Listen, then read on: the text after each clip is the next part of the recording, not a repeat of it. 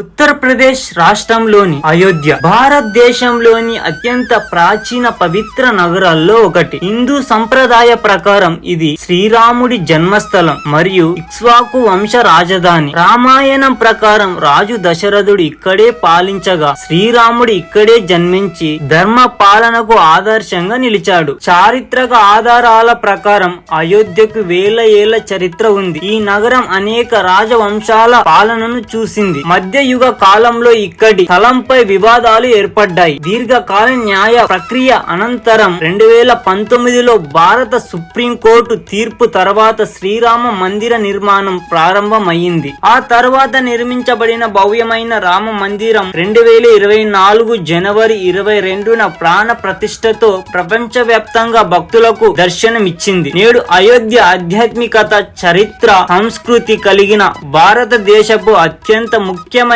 తీర్థక్షేత్రాల్లో ఒకటిగా నిలిచింది.